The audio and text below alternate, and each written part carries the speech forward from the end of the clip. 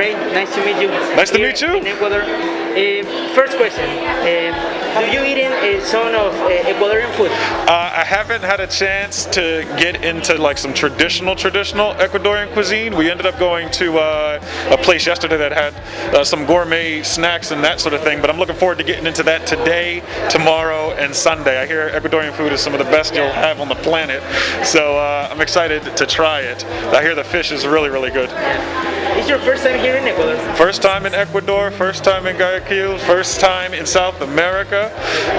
So I'm blessed. I feel grateful to ComicCon Ecuador to bring me down here, especially during these times, and to let me see the culture. How do you feel like being in ComicCon, the love of the fans for your role on Cyborg? Do you think that has a new level in your career?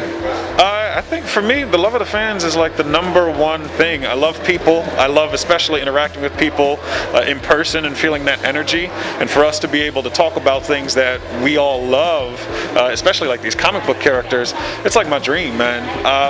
For me, as far as the career goes, yeah, it definitely was the biggest in terms of scale, the biggest project that I've ever been a part of.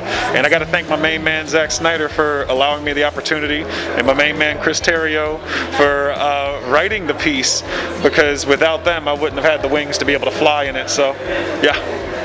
How can you describe to be part of the Justice League, of the film of Batman vs Superman?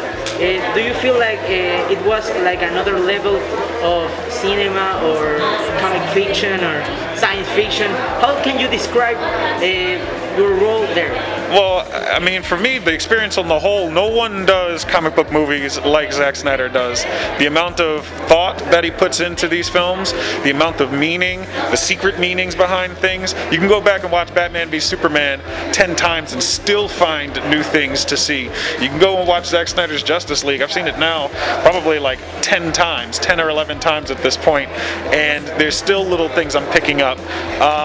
He's a master of the craft. That's what it is, especially for science fiction. I can't wait to see what he's got going on next.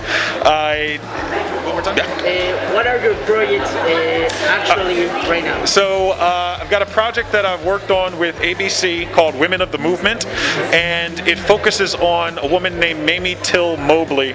I'm not sure if you're familiar, but back in 1955 in the United States, Mamie Till Mobley's son Emmett Till was kidnapped and brutally murdered. He was a young 14-year-old black boy, and he was killed for allegedly flirting with or talking to or whistling at a white woman. Now, Mamie Till Mobley, her fight for justice basically was one of the inciting incidents for the civil rights movement in the United States. So Women of the Movement focuses on her journey to get justice for her son, and I was blessed to be able to work with really, really talented people on this. It was like, 2021 was a great year for me, back to back. It was Women of the Movement, Zack Snyder's Justice League, working with Marissa Jo Sarar, working with Gina Prince Bythewood, all the other really strong, talented black women on that project was something very special to me. So that comes out January 6th on ABC, and it'll also be showing the next day on Hulu. In one word, how could I describe Cyborg? Resilient. Resilient.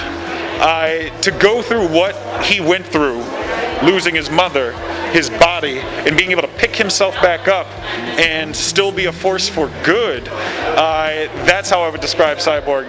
Either resilient or a word that a buddy of mine ended up coming up with that I use oftentimes, which is Borg life.